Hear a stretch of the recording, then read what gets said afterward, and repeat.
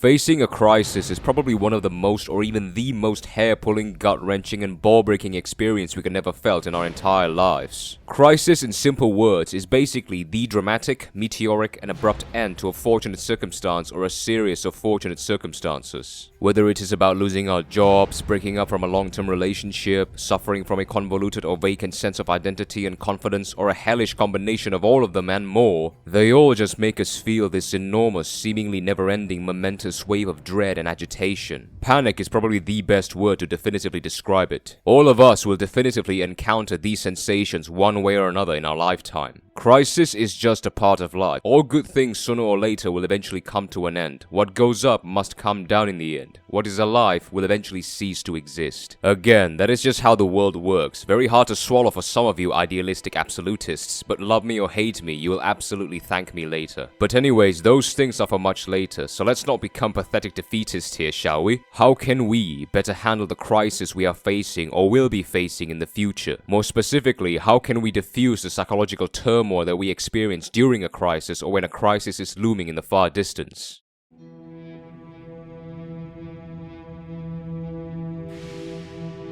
I think some of you gentlemen already expected this, and for good reason, because this is actually the most important thing to instill into your mental firmware. Most people find it very hard to simply acknowledge and admit that misfortunes have befallen them, and they spend precious amounts of time and energy pointlessly debating and wishing that the clock would magically rewind itself before the crisis and circumstances could and should be different. And when I mean different, I mean things have to go exactly the way they idealistically want them to be. When a crisis happens, people usually tend to overthink and overreact and try their best to find ways to restore or fix their circumstances as quickly as possible. Like if your long-term relationship abruptly ends, you would tend to desperately try to fix things and work things out to get back together. Same thing when you lost your job, you tend to desperately try to renegotiate your case to be reinstated or hastily send your application everywhere to restore that employment status. And it is understandable because it is instinctual for us to respond that way, as we humans are creatures of habits and routines, and when that long-developed structure collapses, we lost that sense of command, control, and order. That is why we panic and become headless chickens, hopelessly trying to rebuild or reconstruct that torn structure. Like after your relationship suddenly ends, the following day you're going to be physically and mentally fixated on your missing daily dose of cuddles, blowjobs, and intercourse. The same thing with losing your job. The following day you're going to be physically and mentally fixated on your missing daily dose of meetings, white shirts, ties, spreadsheets, and paychecks going into your bank account. And the same thing happened to us when COVID hit and changed nearly everything with regards to the structure of our lives. The speed in which you can move on from the occurrence of the crisis and the extent to which you can remain mentally sound during the crisis will almost entirely depend on your ability to simply and sincerely acknowledge or admit that the crisis has happened or will be happening and that they are out of your control. Because most crises are literally out of your control. There is nothing you could do to reverse what has happened. Time only moves forward.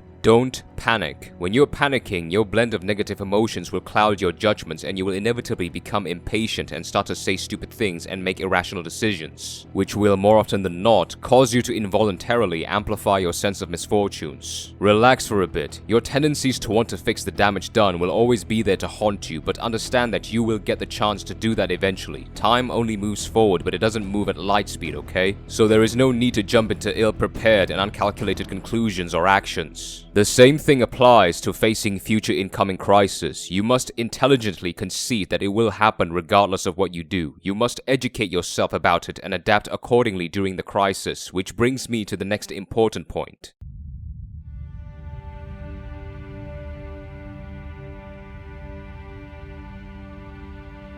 This might make you feel at ease at first, but I must insist that if you don't get the first point right or be able to achieve a state of admittance in a crisis, there is no need for you to move on to the second point, because you may actually end up in an internal crisis manufactured and escalated by your own immature and incompetent mentality. But anyways, during a crisis, it is all about continuous adaptation. Like the economic cycle, no matter at what stage it is at, it's about constantly adjusting and restructuring yourself so that you can fit your current circumstances better and adjust yourself You will. Just like the 3 crises of the human life, the quarter-life crisis, where it's about finding your place in this world and trying your best in getting your shit together, which most of us are in right now in our 20s. Then after conquering that, as you go older, you'll face the midlife crisis, where it's about acknowledging your own mortality and finding out your declining physical and mental capabilities. Then after conquering that, you'll face the late life crisis, where it's about dealing with the losses of all your loved ones, friends, family, and contemplating the regrets you may have in your life. It's all a continuous cyclic or encircling process from crisis to recovery to conquer until your demise. Like I mentioned in one of my very first videos, life is all about the cycle of defeat. Short-term or long-term, one way or the other, providing that you actually make significant efforts to prepare and adapt to the crisis you are experiencing or will be experiencing amongst all the others. Supply will eventually meet demand and vice versa. Single, divorced, or widowed will eventually turn to taken, engaged, or married and vice versa.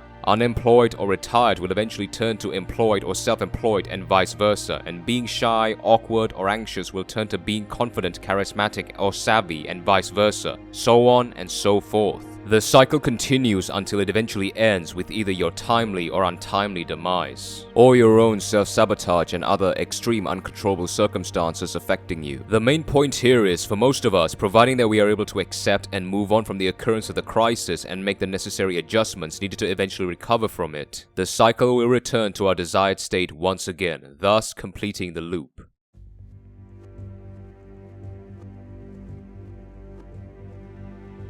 Once again, speaking of making adjustments, this is probably one that you gentlemen are very familiar with. They say that one man's trash is another man's treasure. I'd say that one man's trash paves the way towards many treasures for the same man. Remember what Tyler Durden said in Fight Club?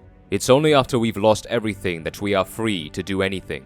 This is the bare-knuckle genesis or origins of the abundance mindset, and it's completely true. When your life's order is completely destroyed, that is when you will become utterly free to establish a new order from scratch, based on how you like your life to be moving forward into the future. When you lose your job, you have all the time in the world to pursue other valuable endeavors of your interests. When your long-term relationship failed, you have all the options in the world to find and build a new and better one. When your reputation is tarnished, you have the freedom to either reclaim that back or the much better option, go into a new territory and establish a new one. So on and so forth. Like when COVID happened, a lot of us are in financial crisis and we have to find other opportunistic means to help us survive through the crisis. Businesses have to adapt and go digital and utilize that opportunity to expose themselves further in the market in order to survive. And I bet most of us went into learning both investments and cryptos and took advantage of its blast off and wiring to the moon during the pandemic itself. Even many small temporary businesses were created to circumstantially adapt during the pandemic itself, like developing unique military or terrorist mask designs, for God's sake.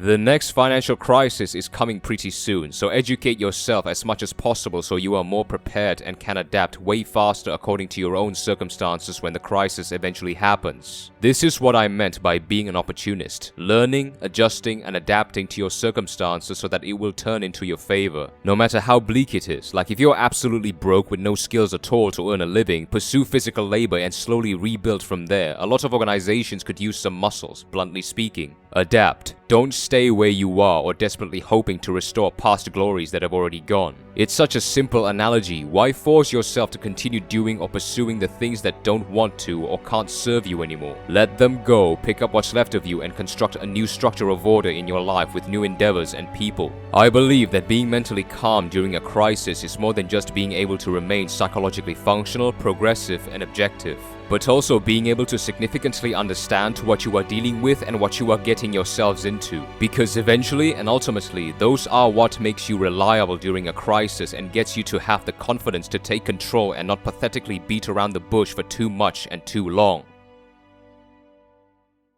Thank you for watching.